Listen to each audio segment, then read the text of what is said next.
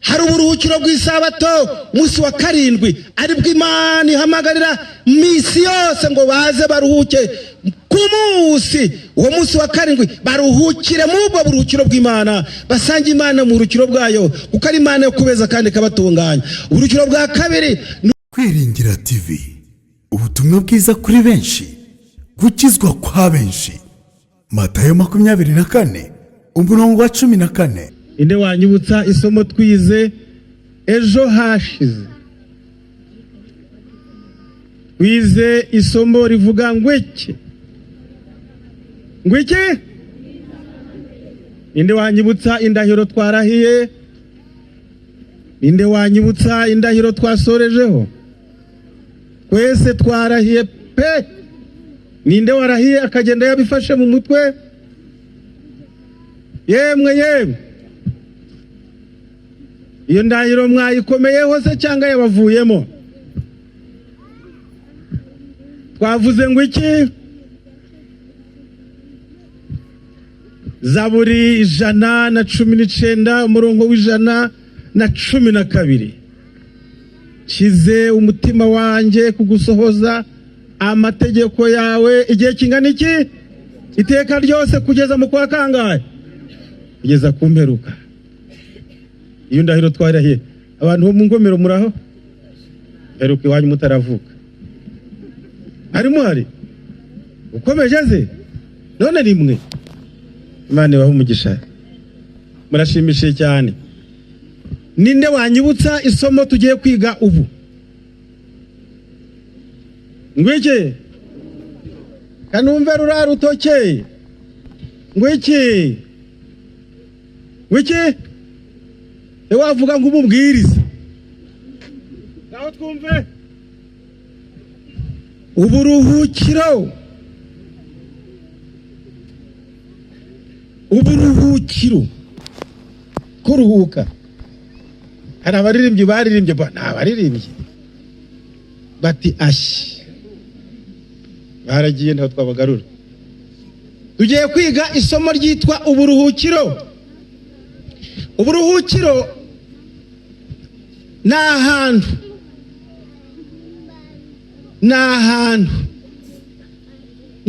hitwa uburuhukiro. Hari igihe abashinyaguzi bo ku isi babona umuntu wapfuye baramuhambye, dukoreshe guhamba, dukoreshe gushingura. Ngwiki? Kinyarwanda ni ikihe? Ana yaje. Rero ubusirimu buzatwica ngo batabivuga nabi. Bese ngubwo ngo guhamba ni izina ribi. Yesu baramuhambye. Nibyo? Baramushinguye. Bibiliya ivuga gushingura, ivuga guhamba.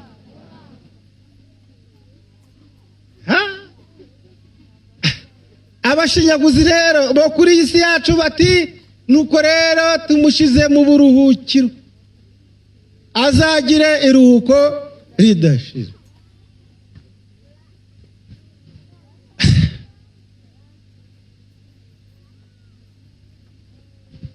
Tujya kwiga uburuhukiro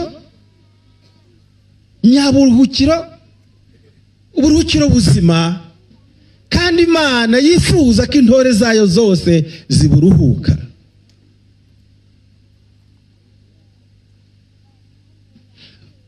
Uburuhukiro ni ahantu hakomoka ku nshinga kuruha, uburushyi, induki.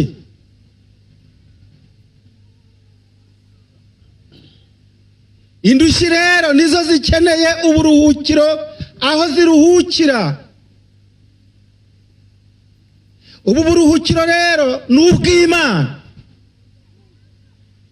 Abaheburayo igice cya 4, mwihangane dukoresha igihe kigufi cyihuta. Abaheburayo isomo muryitondere cyane kandi turigire vuba. Uburuhukiro Imana yageneye abayizera. Nyabuneka mutega amatwi cyane. Ubunyadini mufite hano mu buvaneho mukurikize icyo tugiye gusoma. ubunyadini mu bwihorere mukurikize icyo tugiye gusoma. Sibya ubunyadini bwawe, shiraho icyo tugiye kwiga, shiraho ijambo ry'Imana. Uburuhukiro Imana yageneye abagenzi bate, n'abayikunda n'abayizera. Hari ijwi nari numvise rivuze ngo abayikunda. Ntabwo nsubiye inyuma kubera ubwende. Ari ubwende murabuze? Kinyarwanda cyitwa ubwende. Wabitewe n'iki ngo ni ubwende? Ubwende mukoresha ubushake. Reka ntabwo bihuje. Ubushake n'ubwende ntabwo bihuye. Ubushake biva mu ishaka umuntu afite ry'igikorwa agiye gukora, ariko ubwende harimo agasuzuguro n'ubwirasi no gukerensa ibintu. Kuki mwakoze ibi twabikoreye? N'ubwende. Naho ubushake burimo agaciro, ubwende burimo agasuzuguro. N'ubwende. Noneho Imana yagennye uburuhukiro bw'abake, bw'abameze bate, abayizera. Yaraburemye irabutunganya. Abaheburayo igice cya 4. Nuko rero ubwo isezerano ryo kwinjira mu buruhukiro bwayo rikiriho, nuko isezerano ryo kugenza gute? Soma numve. Nuko rero ubwo isezerano ryo kwinjira mu buruhukiro bwayo rikiriho, dutinye kugira ngo ahari hatagira uwo muri mwe wasa nkaho atarishyikira. Kuko natwe twabwiwe ubutumwa bwiza nk'ababandi. Yego. Nyamara ijambo bumvise ntiryabagiriye umumaro, kuko abaryumvise bataryakiranye umutima wizeye. Yego. Arafunze neza interuro, arayiteruye ayigejeje hayo. Nuko rero ubwo isezerano ryo kwinjira mu buruhukiro bwayo rikiriho, dutinye kugira ngo ahari hatagira uwo muri mwe, yanditse muri mwe, muri twe. Yanditse hehe? Yanditse muri twe, muri mwe. Paulo yanditse akoresha ijambo ngo muri mwe, kuko we yararimo. Hatagira uwo muri mwe wasa naho atarishyikira, nangwa wakwivutsa ayo mahirwe. Hatagira uwo muri mwe wasa naho witamureba, atabyiyumvisha, atumva icyo bimaze. N'uburuhukiro Imana yageneye abameze bate, abayizera. Ntihagire rero uwo muri twe wasa nk'ababandi bumvise ntibajemo. Nuko rero ubwo isezerano ryo kwinjira mu buruhukiro bwayo rikiriho, dutinye kugira ngo ahari hatagira uwo muri mwe wasa nkaho atarishyikira. Kuko natwe twabwiwe ubutumwa bwiza nk'ababandi. Babandi barahari, nyamara babandi bumvise ntiryabagiriye umumaro, kuko abaryumvise bataryakiranye umutima wizera. Ni wizeye, ni wizera. Yanditse ngo iki? Wizera. Nta ngeso yo kwizera yari iri mu mibereho yabo, kuko bataryakiranye umutima wizera. Naho twebwe kuki yikuyemo rero? Agarutse kuri bo, impamvu atagize ngo muri twe. Naho twebwe bari hano, ubwo twizeye, ubwo twizeye. Soma numve. Naho twebwe ubwo twizeye twinjira muri ubwo buruhukiro, ubwo yavuze iti narahiranye umujinya wanjye ntibazinjira mu buruhukiro bwanjye. Naho twebwe ubwo twizeye twinjira. Ndashaka abari muri hano mudufashe inshinga kwinjira. Paulo ayishize mu kihe gihe? Muri Bibiliya. Naho twebwe ubwo twizeye twinjira. Iranshinga yitwa kwinjira. Mwihangane, mfite impamvu ituma iranshinga tuyigarukaho. Kubera iki akoresheje ngo twinjira? Twinjira iranshinga kwinjira iri mu kihe gihe? Maze mwe kungerezanya. Agwe mikrofone uvuge numve. Ngwiri mu ndagihe arabikoresheje ndamwumvise. Ndakubaza ikibazo. Vuga numve. Iri mu ndagihe. Indagihe imeze ite? Indagihe zibukungahe? Indagihe ikomeje. Indagihe zirukungahe? Indagihe zirukungahe? Indagihe ni zingahe? Abanyeshuri wanafunze, indagihe zirukungahe? Hai nabyo nukwiga ntimumisuzugure. Kwa kandi murakagendana nababonye. Ana abanyeshuri bahari. Indagihe zirukungahe? Iye ni indagihe iye ni indagihe imeze ite? Muzivuge numve. Vuga twumve. Ihe inde as indagihe zirugutatu. Hari indagihe y'ubu simple present, hari indagihe y'igikomezo. Icyo kinyarwanda sinzi niba mugikoresha. Indagihe bayita y'igikomezo mu kinyarwanda kiri muri grammar. Indagihe y'igikomezo cyangwa se indagihe ikomeza. Indagihe y'akamenyero. Indagihe y'akamenyero. Igikorwa ni indagihe ariko y'akamenyero tumenyereye twinjira. Hari impamvu iyi ndagihe dukwiriye kuyitondera muri iyi nderuro. Naho twebwe ubwo twizeye akamenyero kacu twinjira. Akamenyero ko kwinjira mu buruhukiro kagomba guhora mu kwizera. Uwizeye ahorana akamenyero ko kwinjira mu buruhukiro. Kwinjira, twinjira rero. Ninjira, winjira, yinjira, twinjira, mwinjira, binjira. Noneho rero twinjira Paulo yayikoresheje mu ndagihe y'akamenyero kubwo kwizera. Abana b'Imana binjira buri gihe muri ubu buruhukiro, ntibaruhuka, ntibareka, ntibivutsa amahirwe yo kubwinjiramo. Babandi se bazize iki? Soma za nteruro twumve aho warugeze. Twagiye ubwo yavuze iti narahiranye umujinya wanjye ubwo ariko Imana izanye mu umujinya wayo. Izanye umujinya, ariko nta kindi kinyarwanda twabona. Imana ifite umujinya, irakariye, ifitiye inzika abantu banze kwizera. Soma ntibazinjira mu buruhukiro bwanjye. Ubwo riraje avuga ngo ubwo nubwo buruhukiro ubw'Imana yarahiranye umujinya wayo ntibazinjira mu buruhukiro bwanje kuko banze kwizera. Nubuhe buruhukiro? Aribwo Imana yaruhutse irangije imirimo yayo imaze kurema isi. Ngo buriya irabuhishuye, Paulo arabuhishuye. Aribwo Imana nubuhe kwinjiramo? Aribwo Imana yaruhutse irangije imirimo yayo. Itangiriro igice cya 2. Reka ubwo buruhukiro Imana yaruhutse irangije imirimo yayo tuburebe. Nuburuhukiro Imana yageneye abameze bate? Abayizera igiye kubwubaka, igiye kubugena ngo ibutange. Igiye kubwubaka ngo ibutange. Itangira igice cya 2 umurongo wa 1, wa 2 n'uwa 3. Ijuru n'isi n'ibirimo byinshi byose birangira kuremwa. Ku munsi wa 7 Imana irangiza imirimo yakoze, iruhuka ku munsi wa 7 imirimo yayo yose yakoze. Imana iha umugisha umunsi wa 7 iraweza, kuko ari wo Imana yaruhukiyemo imirimo yakoze yose. Ijuru n'isi n'ibirimo byinshi byose birangira kuremwa. Ku munsi wa 7 Imana irangiza imirimo yakoze, iruhuka ku munsi wa 7 imirimo yayo yose yakoze. Imana iha umugisha umunsi wa 7 iraweza, kuko ari wo yaruhukiyeho imirimo yakoze yose. Ninde wasomye neza burya? Je n'uyu musomye ndi wasomye neza. Ngiki? Muvuze ngiki? Mwabyumvise neza? Twasomye neza. Nje rusome diba dukosore. Ijuru n'isi n'ibirimo byinshi byose birangira kuremwa.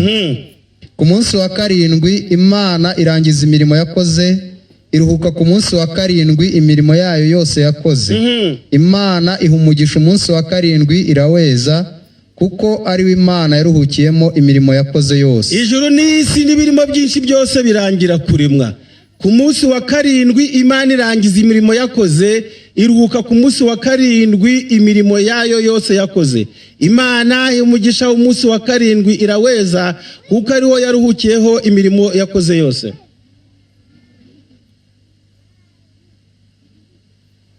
Aho rero mudukosore, muduhaye amanota ngahe? Nyina makosa ari yeye nagize ndetse nasimbutse he?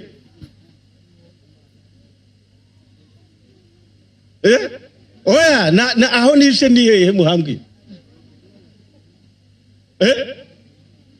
None nabyishe nte?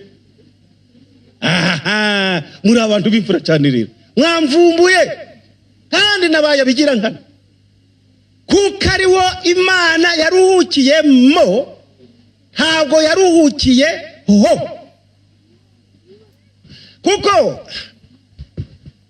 kuko isezerano ryo kwinjira hehe? Umuntu akana kabati se umwe nduhukiye ku kabati, nduhukiye kuri aka kabati, nagira ngo ubu nduhukiye hehe? Nduhukiye hehe? Ku kabati, ariko ngiyemo kuruhukira hehe? Mo uriho nurimo bari kumwe, kuko ariwo Imana yagenje ite? Yaruhukiye hehe? Mo. Noneho Imana yaruhukiyemo, yadutanzemo, kuko niyo nyir'uburuhukiro. Nicyo gitumye ihamagara ngo noneho mwese muze muruhuke. Ubwo uburuhukiro bwo kwinjira hehe? Mo.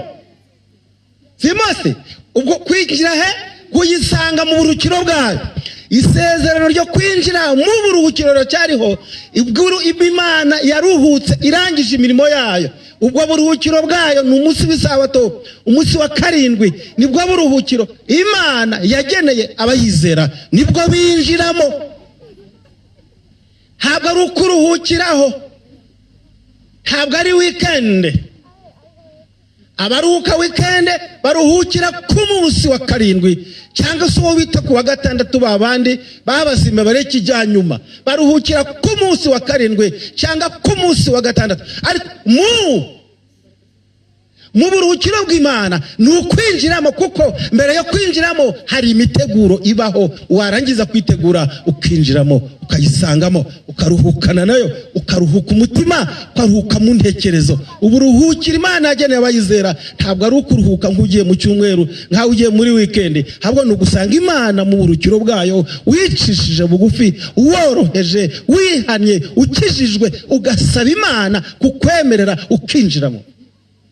Asomye ngo nta kimbirane, nta mahane, ubutumvikana bwabaye mu minsi 6 bugomba kwinjizwamo izuba ritararenga, byose birangire, mutunganye byose, musaba n'imbabazi, abo muryango mwicarane, muhugurane, uwahemukiye undi amubwire, muruhurane imitwaro. Hari abantu benshi kuri uwo munsi, imitwaro y'inzangano, imitwaro y'amahane, imitwaro y'ubwambuzi, imitwaro y'uburiganya, baza bayikoreye, ntabwo wayikwizamo, ahubwo uruhukana nayo inyuma y'akabati. Ntiwakwinjiramo ngo ujanemo amakamba moya yawe, amakumbo yawe, ujanemo amahane yawe, uje kuruhukiramo kire kugiye guteramo intambara. Kwinjira mu buruhukiro bw'Imana ni ukuruhuka umutima, ntabwo ari weekend. Guhamagara kw'Imana irahamagara ngo nimuze munsangemo mbaruhure. Matayo 11, Matayo 11. Kandi niba muri gusoma neza, isomo rigeze ku musozo. Matayo 11, soma uhereye ku murongo wa 28. Matayo 11 ku murongo wa 28, uguhamagara. Mwese abarushye n'abaremerewe. Noneho rero aha hari uburuhukiro buhamagaye. Mwese abarushe cyangwa abarushe biyumvamo uburushi n'abafite uburemere bw'umutima, nimuze munsange ndabaruhura. Muze munsange ndabaruhura. Mwemere kuba abagaragu banjye, munyigireho. Ijambo ryitwa kwemera, inshinga yitwa kwemera. mwemere mube. Hari inshinga haretwa kwemera no kuba. Mwemere kuba. Kuba inshinga, kuba niyo mfura y'inshinga zose. No mu ishuri nta yindi nshinga bakwigisha utari wiga kuba. Buriya kuba rero ni uguhinduka. Barabyumva neza? Kuba ni uguhinduka. Nta muntu uba icyo agomba kuba cyo atahindutse ngo abe cyo. Mwemere kuba abaki, abagaragu banje. Hanyuma nimuba abagaragu, icyo murakora niki? Mwinjire mu ishuri. Mwinjire mu ishuri. Iyo umaze kuba umugaragu, umunyeshuri mu ishuri ry'uburuhukiro, ugiye kwiga uburuhukiro. Mwese abarushe n'abaremerewe, uze munsange ndagenzana ndabaruhura. Mwemere kuba abagaragu banje. Soma numve. Mwemere kuba abagaragu banje. Munyigireho. Oh, kanze. Ijambo hajeho. Ntabwo ari munyigiremo. Ntabwo twari twageramo. Ahubwo ahagaze hari munyigireho. Ariko mwabanje kwemera kuba iki? Twabaye abagaragu. Umugaragu ntabwo arava ku nshingano. Munyigireho, mundebereho. Uri uhamagaye ni Yesu. Munyigireho, mundebereho. Mbe tabro, mbe kibaho mwigiraho. Mundebereho. Manuka, nzamuka muzamuka, nicara mwicara, ndyama muryama. Munyigireho. Hanyuma kuko ndi umugwaneza. Yesu ati kuko ndi. Nawe akoresheje ya nshinga yitwa kuba. Ndi umugwaneza. Kandi noroheje mu mutima. Kandi noroheje hehe? Mu mutima. Namwe muzabona uburuhukiro mu mitima yanyu. Ari habayemo imitima ibiri. Igihe cyanguruye tugiye kwiga imitima ibiri. Mwumve imitima ningahe ibaye ingahe? Hari umutima wa mwarimu, hari umutima w'umunyeshuri. Mwumve imitima ibiri rero. Mwumve. Musome Bibiliya mwumve. Hari imitima ibiri turasanga hari. Umutima munyigireho. Umunyeshuri yaje rero. Munyigireho. Yego. Kuko ndi umugwaneza kandi noroheje mu mutima. Bisobanuye ngo ibiri mu mutima wa nyir'uburuhukiro nibyo turavoma ku mibereho ye y'inyuma. Noneho turavomesha imitima. Ni imiki? Higa iki? Si imitima se? Twazanye imitima. None umutima wacu ko turabagaragu, mu mutima twahindutse abagaragu. Tuje mu ishuri rya Yesu, tuje kwigira kuri we. Munyigireho, mundebereho. Hanyuma hari icyo muzasarura mu mitima yanyu. Namwe muzabona uburuhukiro hehe? Mu mitima yanyu. Kuko noroheje mu mutima. Namwe muzabona uburuhukiro hehe? Mu mitima yanyu. Reka mbabwire inshuti zanjye, umuntu wese wigiye mu ishuri rya Yesu akiga iby'ubu buruhukiro ntabwo avira mwaho, nawe yisangamo. Muzabona uburuhukiro mu mitima yanyu. Muzisangamo kuruhuka mu mitima yanyu. Muziyumvamo. Kwiyumvamo. Iri jambo muziyumvamo. Nta muntu ufite Bibiliya y'urundi rurimi ari gusoma. Nta ufite Bibiliya y'Icyongereza ari gusoma. Mwese ni Ikinyarwanda. Nta ufite Bibiliya y'Igifaransa akaba ari gusoma. Nta muntu ufite Bibiliya y'Igiswahili akaba ari gusoma. Nshuti zanjye, mwese muri gusoma iki Kinyarwanda. Ari nshaka ko niba hari ufite Bibiliya y'Icyongereza nangwa turushaho kumva neza izindi ndimi uko zavuze ngo muziyumvamo, muzisangamo. Nta muntu ufite Bibiliya y'Icyongereza muri telefone ye. Ngambwira interuro bakoresheje, mumbwira ibyari byo mu Kinyarwanda. Namwe muzabona uburuhukiro. Kubona, hari ukubona mu Kinyarwanda. Kubona Kinyarwanda kirakenya rega. bavuga ngo iki? To find, gusanga, kubisangamo, kwisangamo, muzisangamo, muzasanga birimo, muzabona. Ariko muzabona ushobora kubyumva mu Kinyarwanda havuga ngo ndi kubona abantu mu muhanda, uzabona inzu nziza, uzabona iteraniro uko rizaba ryicaye. Ntabwo ari uko kubona bavuze, hari ukubona ku buryo butatu. Hari ukubona ibintu biri hari,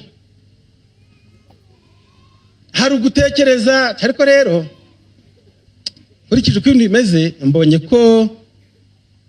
ko iri teraniro ritarasoza ku gihe. Nkurikije uko igihe kimeze, mbonye ko atari byiza gushiraho korali ya kabiri. Mbonye ko atari byiza gushiraho korali ya kangahe? Ya kabiri. Noneho rero izo mbonye zombi ntabwo ziragera ku ntego, ahubwo nisanzemo kwibonamo, kwiyumvamo wowe ubwawe, ukisangamo uburuhukiro umutima wawe. Nukuri muri Kristo harimo uburuhukiro buzima. Nuko rero abari muri Kristo Yesu ntateka bazagenza bate. Nubwo babonye uburuhukiro, ntabwo amateka yabo y'ibyaha bakoze ashize, ahubwo kubw'ubwo buruhukiro, impagarara n'ibyo kamere yabakoreshaga bazaruhuka mu mitima yabo. Kamere ntizongera gutegeka mu mibereho yabo, kuko bigiye kuri Yesu utagira kamere y'icyaha, kuko kandi mu mutima wa Yesu bavomyemo amahoro mvajuru. Aba rero n'ibimana ishaka ko bayizera bakabihamisha icyo gikorwa, tuzisangamo, tuziyumvamo, ndi kwiyumvamo amahoro. Ufite aya mahoro, ufite ubu buruhukiro, reka mbabwire imbuto yera. Iyo bamuneguye, kera baramuneguraga agatongana akaja kurega mu nkiko. Iyo bamuvuze nabi, kera baramuvugaga nabi agahina amakofi. Ubu twarwanye, nta kindi gikurikiyeho.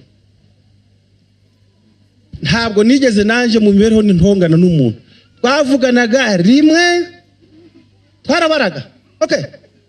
Uvuze ngo iki? Subiramo. Waba udashaka intambara ntusubire mu kigendera. Ariko uvuze ngo iki?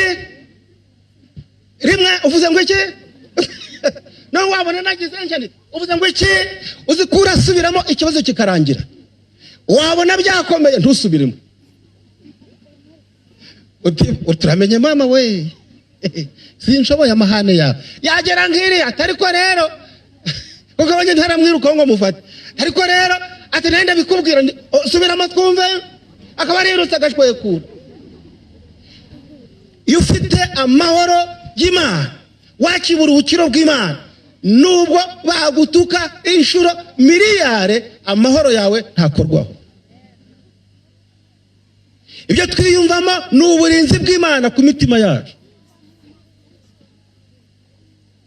Ngubu uburuhukiro Imana yageneye abayikunda kandi bayizera.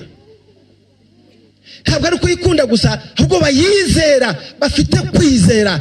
Uburuhukiro rero Imana yubatse, uburuhukiro bwa mbere ni uburuhukiro bw'isabato, uburuhukiro bwa kabiri ni uburuhukiro bwa Yosuwa. Iyo Yosuwa baruhura, Imana ntiyari kuvuga uyindi munsi. Yosuwa rero ntiyigeze aruhura Abisirayeli. Ni bande se babandi twumvise ngo ni babande bayirakaje bagatuma irakara ntibiteho? Abaheburayo igice cya 3 umurongo wa 14. Soma numve. Ni bande? Ni babandi bayirakaje. Ni bande babandi bayirakaje? Soma ku murongo wa 16. Mbese ni bande bumvise bakayirakaza? Ni bande bumvise babandi yarakariraga imyaka 40? Ni bande bayirakaje? Si abavuye muri Egiputa bose bashorewe na Mose? Si babandi bari bashorewe na Mose? Kandi ni bande yagiriraga umujinya imyaka 40? Ni babandi yarakariye imyaka 40. None mubamenye se nabo Mose yarashoreye? si abacumuye bakagwa intumbi zabo zigahera mu butayu. Abo ngabo ni Imana irahira ko batazabwinjiramo, kandi buriya buruhukiro ni bwa bundi bwa Yosuwa, ntabwo babukandagiyemo. Uburuhukiro ni bune. Hari uburuhukiro bw'isabato munsi wa karindwi, aribwo Imana ihamagarira misi yose ngo baze baruhuke ku munsi. Uwo munsi wa karindwi baruhukire mu ubwo buruhukiro bw'Imana, basange Imana mu buruhukiro bwayo, kuko ari Imana yo kubeza kandi ikabatunganya. Uburuhukiro bwa kabiri ni ubwo muri ubwa Yosuwa na Mose. Iyo Yosuwa abaruhura ngahariya mu Baheburayo 4:8, uburuhukiro bwa Yosuwa bwaratsinzwe. Yosuwa ntiyabagejejeyo, Yosuwa yarabajanye abambutse ubutayu we na Mose, ariko amaze gupfa nibwo Yosuwa yafashe inshingano. Ariko Yosuwa yagejejeyo bangahe? Uko mwasomye 2, ubwo si yarabaruhuye, ahubwo intumbi zabo zaheze hehe? Mu butayu. Uburuhukiro bwa Yosuwa bwaratsinzwe. Imana yongera guhamagara, ihamagarira muri Matayo uburuhukiro bwa gatatu, uburuhukiro bwa Yesu. Mwese abarusha n'abaremerewe muze munsange, ndagenza nte ndabaruhura, ngira ipfundo ry'uburuhukiro. Abinjiye muri Yesu bose bararuhuka kandi bakagira umutima utunganye. Hanyuma uburuhukiro bwa kane, ubwa mbere ndabubabwiye, ni uburuhukiro bw'isabato, inyubako y'Imana, isoko y'uburuhukiro bwose. Uburuhukiro bwa kabiri ni ubwa Yosuwa, bwaratsinzwe mu Egiputa, bwaratsinzwe mu butayu, ntiyabagezayo, bagera ari 2 gusa. Uburuhukiro bwa gatatu ni ubwa Yesu, ntibutsindwa kuba mwakiriye. Uburuhukiro babwemeye baruhuka mu mitima yabo. Uburuhukiro bwa kane aribwo busoza ubundi buruhukiro, aho tuzaruhukana n'Imana iteka ryose. Ibyahishuwe, soma Ibyahishuwe 20. Soma uburuhukiro, Ibyahishuwe 20.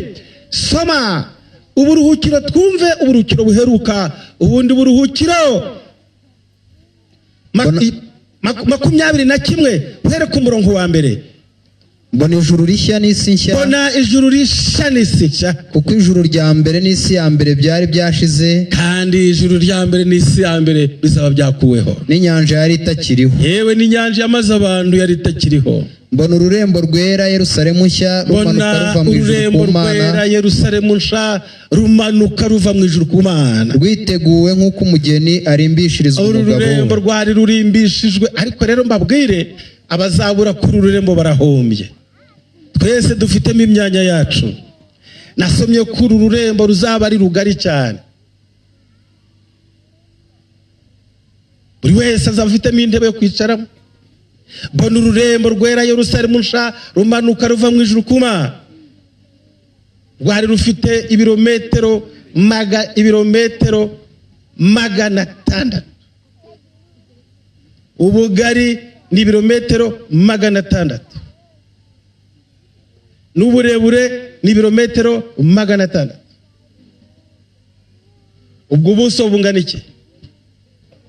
Ruzaba ibirometero 600 kuri 600, ubugari 600 n'uburebure 600. Ubuso bungana iki? Ushaka ubuso mukoresha iyi mibare, abizi imibare. Ni kote fois kote, ni su ruhande gukuba uruhande se. Ubwo hazaba rufite ubuso bungana iki? 6 ni kangahe?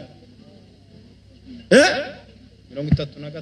Ngaho shiraho amazeru rero. Ni kangahe? 360. Ibihumbi bingahe? Ni 36. Kandi twakumye 600. Ubuso ni kilometero kare 3,000,000. Reka. Kuba 600. 6,636. Ubwo ni ubumwe, ukuze mu macumi byaba 10, ukize mu majana ni 100. Uko aje twitaga, ariko abanyeshuri bo barakiga icyo bita calcul mental. Ntabwo bakishobora. Ni calculatrice. Twe rero nta calculatrice. Bagira mwarimu yaravugaga agatanga icyo bita ihurizo problem, akandika yarangiza interuro agasubiza. Kere era surface calcul mental. None ugakurura ibinyacumi ugashiraho ibinyejana ugashiraho ibinyagihumbi n'ibari igihumbi ugashiraho ubonye imibare. kilometero kare ibihumbi magana ngahe?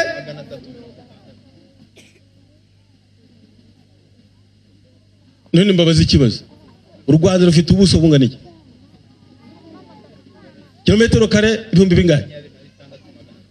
Ngoje nijyo kilometero kare 20 na bingahe? Ubwo se ubaze uko ururembo rungana n'iza Rwanda zinga. Dore ngo haraba hagari rero, dore ngo haraba harehare.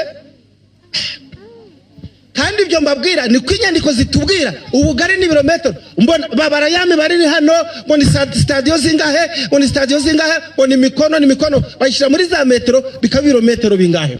Noneho rero mbona ururembo rwera Yerusalemu nsha, navugaga iyo mibare ngo mwumve yuko nta muntu uzabura mu mwanya, kuko ntituzaba turi kubyigana. Ngwiki ntabwo tuzaba turi kubyigana, buri wese azaba anyuzwe n'umwanya arimo. Ururembo ruzaba rufite uruzitiro rwa metero 140 igihagarike, kandi noneho amarembo yarwo ari 12. 10 nangahe? 12. Tuzinjirira mu marembo 12. Ntabwo tuzatubuza aho gusohokera naho kwinjirira. Amarembo 12 n'abahamya 24. Azaba hari abahamya 24 bahagaze kuri ayo marembo. Abisirayeli, umwisirayeli n'umunyamahanga, umwisirayeli n'umunyamahanga, Abisirayeli 12 n'abarokotse mu mahanga 12 babe 24 bahagarare ku marembo. Nugera muri umunyarwanda uzabona umwisirayeli nusa n'umunyarwanda, undabona umwisirayeli usa n'umunyarwanda, kandi bazinjirira muri ya moko y'Abisirayeli, babo kwa Gadi, abo kwa Dani, abo kwa bazaba babana Abisirayeli 12 bazabahagarara. Uri ingeso zihagarariwe nuko nabisomye. Uhereye none dukwiriye kwitegura ngo tuzagere muri ubu buruhukiro bwa kane, urukiro bwa burundu, aho tuzabana n'Imana. Dore ihema ry'Imana riri hamwe n'abantu, kandi izaturana nabo, kandi bazaba abantu bayo, kandi Imana ubwayo izabana nabo, Imana yabo izahanagura guhanagura kw'Imana, izahanagura amarira angahe yose kuki ku maso yabo. Ikigeze kukuriza cyose kizakurwaho, igitera agahinda cyose kizakurwaho. Hazaba umunsi wo guhanagurwa amarira, tumarwa agahinda k'ibyatubabaje byose, ariko ntabwo amarira y'imyenda twarize, ahubwo hahirwa abashavura kuko aribo bazahozwa.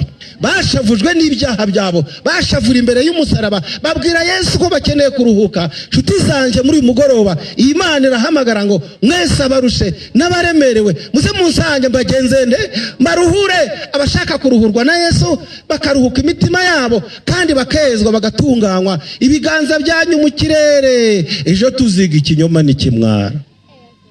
Ikinyoma n'ikimwaro. Imana yakira imitima yanyu, iruhura imitima yanyu. Yesu arabarindiriye mu buruhukiro bwe, mujye mubwinjiramo mushaka kuruhuka. Ibidukorera no muri uyu mugoroba, gere mu mahema yacu twaruhutse kubwa Yesu umukiza wacu. Kwiringira TV, ubutumwa bwiza kuri benshi, gukizwa kwa benshi. Matayo 24:14